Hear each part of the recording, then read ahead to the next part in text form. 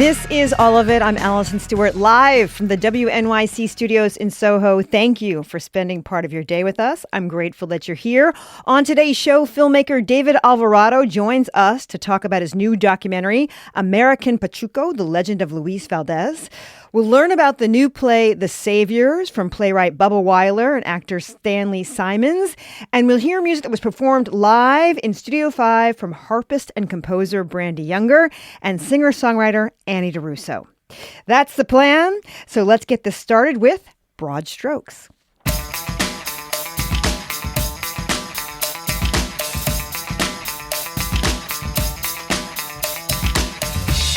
Singer-songwriter, raconteuress Kat Cohen is starring in an off-Broadway show called Broad Strokes. At 31, Kat learned that she had likely had a stroke, and she discovered she had a hole in her heart. An average person would have been freaked out. But Kat is above average. She saw material in this health scare. I mean, a hole in the heart? Are you kidding me? That is comedy gold. But of course, real life entered the chat. Kat had thoughts about losing control that haunted her. She wrote a song about it, or two, or three more songs, and now it's a musical show. Here's Kat singing about it in her new show, Broad Strokes. That's it. That's all. That's it. That's all. Complete control. That's it. That's all. Yeah. That's it. That's all. Complete control. Just that. Just this. I have unlocked the secret. Gotta love this life so dearly. Suddenly I see so clearly. All I need to be sincerely happy is complete control. The New York Times says, quote, Cohen's absurdist hot mess persona belies a smart, serious, driven performer who thinks deeply about her craft. Broad Strokes is at the Lucille Lortel Theater through September 5th. It was directed by Tony winner Alex Timbers, and Kat Cohen stars in the show, and she joins us now in studio. It is nice to meet you again, I guess. Yes, so nice to be here. Thanks for having me. All right, so what did you think when you were at the hospital and you heard the news? Kat, you've likely had a stroke. I go, there's no way. I'm too young for this. I'm too gorgeous. I'm too fabulous to have a stroke in my 30s. Come on. But then I thought, this is going to be really good material. And I went to my notes app and I started writing down everything that was happening. Mm-hmm. And that helped me balance my neuroses. Well, then you learned that you had a hole in your heart. Bit on the nose, right? Which is so unbelievable. That actually freaks me out a little more than a stroke, to be honest. Well, apparently it's quite common to have the hole, to be born with the hole, but that doesn't always cause a stroke. So plenty of people will have a PFO or something like it and live their whole lives totally healthy. But occasionally, if you're a unique gal like me, it will lead to an amazing stroke, or TIA. TIA. Oh, yes. Yes, TIA. Yes. You said that you started thinking about it right away as material. Seriously, did you think about it right away? Well, everything that was happening in the emergency room was so absurd and so funny that I knew the only silver lining was that I will be joking about this. I'm just not sure when. And it took a while. I still am traumatized by it, but I found it funny right away, and I still think it is funny. Did you go back over your diaries and journals? And what did you learn had happened during that time that maybe you forgot? Yeah, I had taken a bunch of notes, a lot of like direct quotes from nurses and doctors that I found funny. Or just I remember one time I woke up in the hospital that morning and the nurse was like, do you mind if these student doctors like come and observe you? And I was like, yeah. And then I was like, I feel like I'm on an episode of Grey's Anatomy. And I totally forgot about that until recently. And I thought that was such a funny moment. I was being observed just like I am every night at the Lortel. It's true. Well, how's it going, first of all? Oh my God, it's going amazing. But it's crazy. It's very intense. Yeah, you have a huge bottle of water next to you. I know. Because you sing a lot in this show. I can't stop. I can't stop singing. I can't stop talking. Yeah, it's me just going off a mile a minute for an hour. And I've done many one-person shows before, but never something with these resources, the set, the lighting, the full band. I just feel so lucky to have these amazing resources at my disposal. And to have Timbers directing, it's just been unbelievable. You realized you had to have a narrative for the show. It could have been song, but you had to have a narrative overarching. When did the narrative come to you, and was it obvious? Yeah, I think shows I've done in the past have kind of been a hodgepodge of different themes and ideas, and this was such a clear story in my mind of girl who thinks everything's going perfect, something crazy happens, how does she come out on the other side? It was a very clear arc, and working with Alex was so amazing because he helped me really see, okay, what moment might need a song, what moment needs a joke, what moment might need not a joke. Maybe in this second, sit in your vulnerability for a second, which is something that is very scary to me because I like to joke. So that was a really fun process. How did it feel to let the audience know what was going on in your personal life and your medical life? Because people are kind of private about that. I guess I've been doing stand-up and talking about every secret I've ever had for so long that this actually feels less embarrassing than things I've discussed in the past. I'm like, it's not my fault I went through this. Otherwise, in the past I've talked about horrible dating mishaps, awful things I've done. This is just me saying, hey, isn't this crazy this happened to me? Did anyone try to talk you out of it? Doing the show?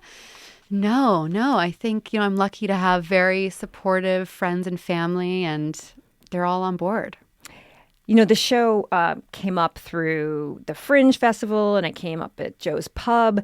How is the show different than what we may have seen months ago? Yeah, honestly, I did it. So I did it last summer at the Fringe Festival in Edinburgh, and to me, now it feels like a totally different show. Interesting. We've added 3 songs. We have a lot of musical underscoring that really makes it feel like more of a cohesive musical as opposed to like a cabaret night. And we also have, I've never done blocking and a little bit of choreo and props and all that. I've never done anything like that. So to me, it feels like a very elevated version of what I was doing last summer. We're talking about the off-Broadway show Broad Strokes, starring Kat Cohen, about a real-life healthcare battle. It's at the Lucille Lortel Theater until September 5th. When you were going through this recovery, what was it like for you? Gosh, I was so eager to not feel any of the feelings and just get on with my life. I was already upset that I'd had to cancel a lot of work. And I was like, I need to get back to work as soon as possible. Everything's fine. And then slowly as time passes, you're like, maybe I'm not fine. Maybe I'm having a panic attack in Australia because I had to take crazy blood thinners to fly all the way over here. Maybe I should have taken a little bit more time off.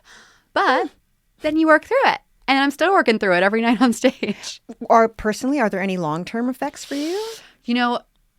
I've been told I'm totally healthy, but mentally, I'm definitely like as neurotic as ever. I think, and talking about it every night definitely brings up some stuff. And I'm sure. Yeah, and I'm hoping by the end of this process, it feels like, okay, I really worked through that and I'm over it. What part seems to get you every night that you kind of like have that little moment? I think when I describe the doctor saying, a blood clot can go through the hole in your heart and go to your brain, causing a stroke, I'm like, that was wild. Yeah. Oh, gosh. Yeah. When you think about it. Mm-hmm. Part of the show we learn is you're sort of, like you said, you had to cancel everything. You were supposed to go to the Fringe Festival when this happened. Why was canceling so, we know why it's hard for you financially, but why was it so hard for you to cancel? I just love what I do, and I love the Fringe Festival. I love performing, and it's such a bummer to be home alone, not knowing when you're going to get to be out in the world doing your thing again. Although you weren't home necessarily. I know. I'm going to give it away a little bit. You didn't necessarily go home. In classic New York fashion, I had a subletter while I was getting this surgery, so I stayed at my brother's apartment. Which is a whole other show in itself. I know, right? It's interesting because you did Broad Strokes. Was it last summer at the Fringe Festival? Yeah. Did that feel like coming full circle in a way? Totally. I actually had gone back the year before and did the shows I'd missed. Okay. And then coming back with the story about that felt very full circle and really special. And, I've been working with the same producers over there for a long time, and it was just a really magical moment. Yeah. I've heard the Fringe Festival is very interesting because you perform the show a lot. Can you tell us a little bit about the Fringe Festival? It's the largest arts festival in the world. Yeah. It's so special. There's shows in every corner, bar, lecture hall, room, theater, store, anything, any space in the city becomes a performance space, and people are putting up work every night. So you go people from all over the world show up in Edinburgh, and you do your show every night for a month. And you see every night for a month. Yeah, most people take one night off. After my first summer, I go, I'm taking one night off a week. Yeah. Let's not be crazy here. Let's respect the process. Did you have any sort of, that doesn't work moments in Edinburgh? And then did you have any like, oh, I got it. This is right. Well, the first night, someone fainted in the audience and we had to stop the show. Oh, no. Because I think we didn't really, maybe we didn't say in the pamphlet, like, we're going to talk about medical things. And I think some people, when they hear about a needle or something, sure. are really overwhelmed. And I thought it was very dramatic to have the house lights up and the medics coming in. Oh, wow. Hey, But is they're this all- part of the show? No, fully. I know. But thankfully, everyone was fine.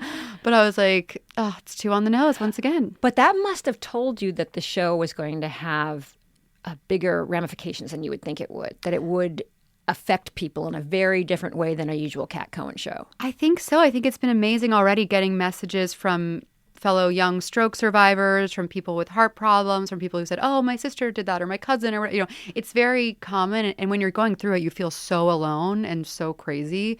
So it's really nice to have people reaching out and talking about their experiences. We're talking about the off-Broadway show Broad Strokes, starring Cat Cohen. It's at the Lucille Lortel Theater until September 5th. Your voice is beautiful. Thank In you. this show. You sing so much. I've seen you in other times, and you have sort of a comic voice you use sometimes, but you really get to use sort of the breadth of your voice. What kind of vocal work did you do? Yeah, I grew up, doing musical theater, taking voice lessons. I've worked with some vocal therapists over the years, and I just am really vigilant about vocal rest and hydrating and warming up and warming down and steaming and nebulizing and all the tricks and tips. And I'm always reaching out to all my Broadway pals. I'm like, how are y'all doing this? I'm like, send me every bit of information you have, every supplement, ginger, garlic, oregano. I'm like, give it me all. Give it all to me. Give it all to me, yeah. Tell us about your band.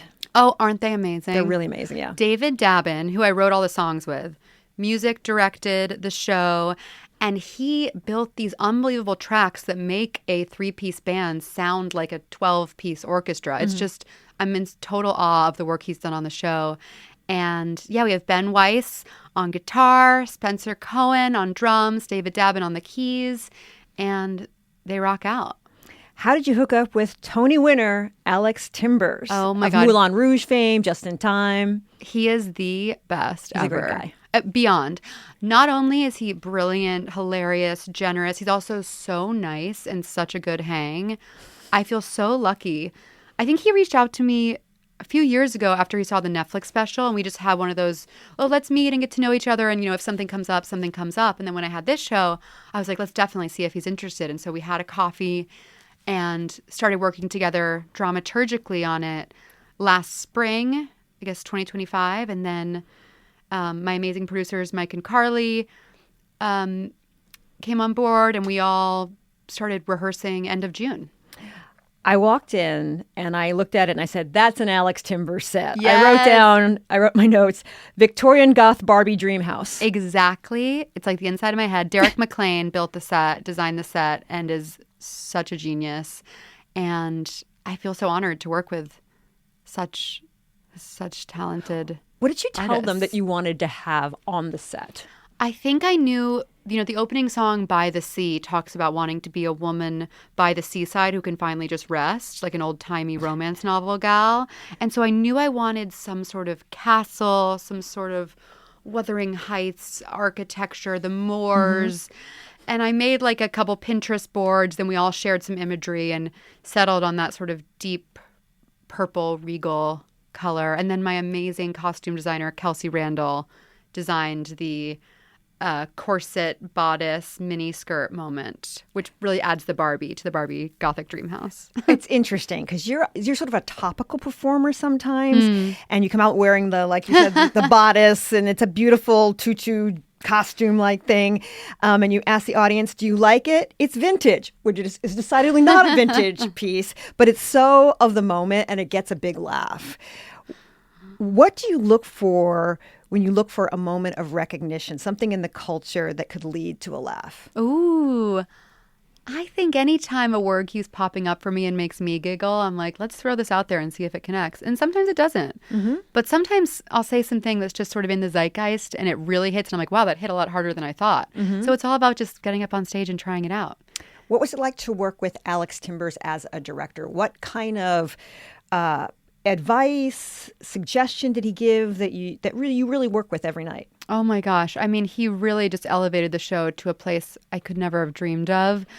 I think the first major thing he brought to the show was just basically going through line by line and saying, which of these will be served by musical underscoring, which of these lines won't, and really making it feel like a cohesive story and making it feel like a musical and making it feel like this is the opening number, this is the I Want song, those classic things you see when you go see a Broadway show. And he really helped me sculpt the show in that way. And I remember a while ago, he was like, I really think you need a song here. And I was like, I don't want to write another song. I'm done. And then I was like, fine. And then when I did, I was like, wow, that really elevated the show and brought the whole thing together. That's so interesting. This is such a classic question, but what is your process for writing songs? I usually start with like a line for a chorus or a hook, and then I come up with the melody, and then I go meet up with David, and I sing the melody line, I sing the lyrics, and he'll come in with some beautiful chords, and we'll just work it out in his apartment. You mentioned earlier that people come up to you and they want to talk to you about their experiences. What have people told you about their medical experiences after this show? I think it's been a lot of young people just saying, I went through this crazy thing, and I remember a girl came up to me and she was like, oh my God, I had to Google where a hospital was too. Mm-hmm. I'm like, girl, we're both on Google Maps looking up hospital. Like, we're so modern. When you think about the show, what do you hope that people walk away talking about or having a drink over and discussing about the show? I think my dream is that it was the funniest thing ever, but it also had some heart. That was my goal for this one, for sure. When you say heart, what do you mean? Some real moments of truth and vulnerability. And I really want it to feel like a true story, where in the past I've just been focused on the jokes. The name of the show is Broad Strokes. It's at the Lucille Lortel Theater until September 5th. My guest has been Kat Cohen. Kat, the show is really great. Everybody go see it. I really enjoyed it. Thank you so much.